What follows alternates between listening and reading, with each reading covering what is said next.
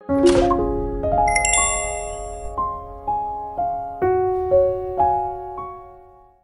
Friends, welcome to Bandusha Gaikwad official. या व्हिडिओमध्ये आपण शिकणार आहोत डिजिटल सिग्नेचरला व्हॅलिड कसे करतात। तर चला मित्रांनो, व्हिडिओ सुरू करूया। मित्रांनो बघा, तुम्ही तुमचे सर्टिफिकेट्स बनवता, कागदपत्र बनवता, दाखले बनवता, ते तुम्हाला जेव्हा मिळतात त्याच्यावरती एक क्वेश्चन मार्क असतो। जसं की मी तुम्हाला दाखवतो सर्टिफिकेट डाउनलोड केल्यावरती कसं असतं।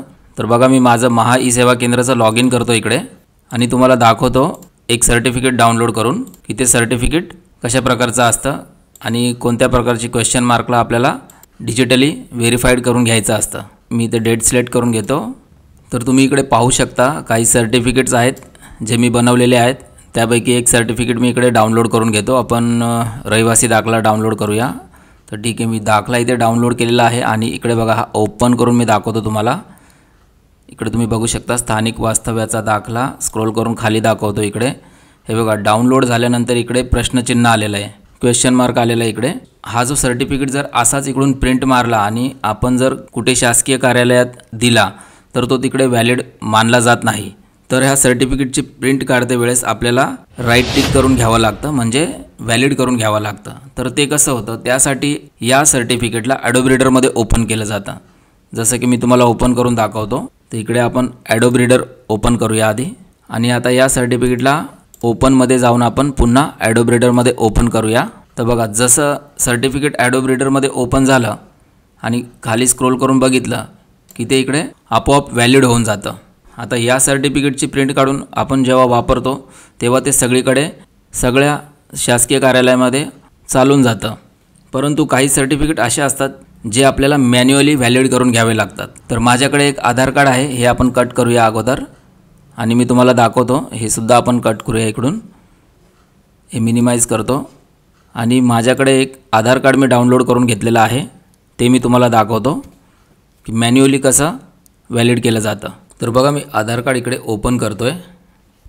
आधार कार्ड ओपन करताना पासवर्ड मागितला जातो। पासवर्ड तुमचं जे नाव असेल, नावाचे पहिले 4 अक्षर कॅपिटलमध्ये आणि जन्माचं वर्ष असं एकत्रितपणे टाकावं लागतं, तेव्हा ही PDF ओपन होत असते।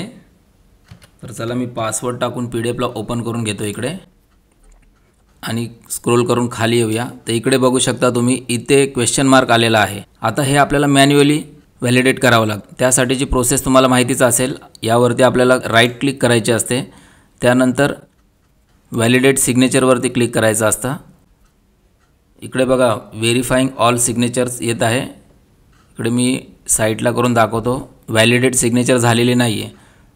नंतर आपल्याला सिग्नेचर प्रॉपर्टीमध्ये क्लिक करायचं असतं। इकडे आपल्याला शो सिग्नेचर सर्टिफिकेटवरती क्लिक करायचं असतं, त्यानंतर ट्रस्टवरती क्लिक करायचं असतं। नंतर इकडे खाली येऊन ॲड टू ट्रस्टेड सर्टिफिकेटवरती क्लिक करायचं असतं। परंतु तुम्ही इकडे बघू शकता, ॲड टू ट्रस्टेड सर्टिफिकेट हे हायलाईट नाही आहे। जर हे हायलाईट असेल तरच आपण ते पुढे सिग्नेचरला व्हॅलिड करू शकतो।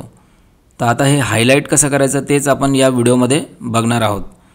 तर त्यासाठी इकडे ओकेवरती क्लिक करायचं आहे, या डायलॉग बॉक्सला क्लोज करायचं आहे। त्यानंतर इकडे मेनूवरती क्लिक करायचं आहे, खालती इकडे प्रेफरन्सेसवरती क्लिक करायचं आहे। त्यानंतर इथे सिग्नेचरवरती क्लिक करायचं आहे आणि इकडे आयडेंटिटीज अँड ट्रस्टेड सर्टिफिकेटमध्ये मोअरवरती क्लिक करायचं आहे। मोअरवरती क्लिक केल्यानंतर असा एक पेज ओपन होतो। इकडे ट्रस्टेड सर्टिफिकेटवरती क्लिक करायचं आहे। त्यानंतर इकडे जे तुम्हाला दिसत आहेत सर्टिफिकेट इश्युअर, इकडे कुठेही एका जागी क्लिक करून घ्यायचं आहे आणि कीबोर्डमध्ये टाईप करायचं आहे DS। DSचा फुल फॉर्म आहे डिजिटल सिग्नेचर। DS टाईप करायचं आहे।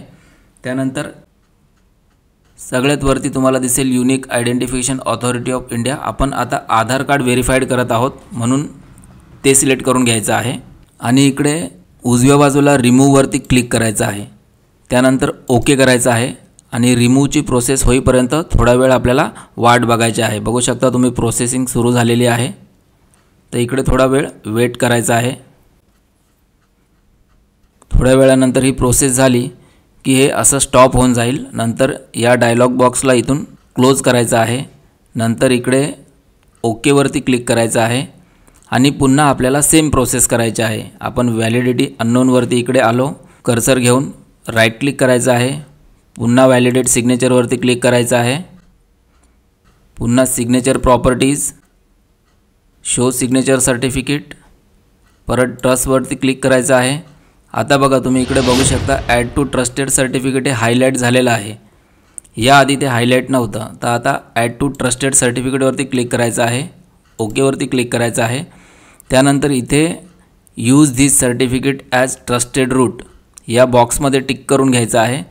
त्यानंतर खाली सर्टिफाईड डॉक्युमेंट्समध्ये या बॉक्समध्ये सुद्धा टिक करायचे आहे आणि हे खालचे तिन्ही बॉक्ससुद्धा टिक करून घ्यायचे आहेत। सर्व बॉक्सेसमध्ये टिक केल्यानंतर ओकेवरती क्लिक करायचं आहे। त्यानंतर पुन्हा इथे ओकेवरती क्लिक करायचं आहे। आता हे बाजूला सरकवून मी तुम्हाला दाखवतो। व्हॅलिडेट सिग्नेचरवरती क्लिक करायचे आहे आणि वेट करायचं आहे। हे बघा तुम्ही इकडे पाहू शकता आपली सिग्नेचर व्हॅलिड झालेली आहे। आता इथे क्लोजवरती क्लिक करायचं आहे आणि या सर्टिफिकेटची प्रिंट काढून आपण कोणत्याही शासकीय कार्यालयामध्ये वापरण्यासाठी देऊ शकतो। तर इथे प्रिंटवरती क्लिक करून तुम्ही प्रिंट काढू शकता। आय होप मित्रांनो तुम्हाला माहिती नक्कीच आवडली असेल, तर या व्हिडिओला लाईक करा, तुमच्या मित्रमैत्रिणींसोबत शेअर करा आणि असेच नवनवीन माहिती मिळविण्याकरता चॅनलला सबस्क्राईब करायला विसरू नका। भेटूया असेच एका नवीन व्हिडिओमध्ये, तोपर्यंत जय हिंद, जय भारत।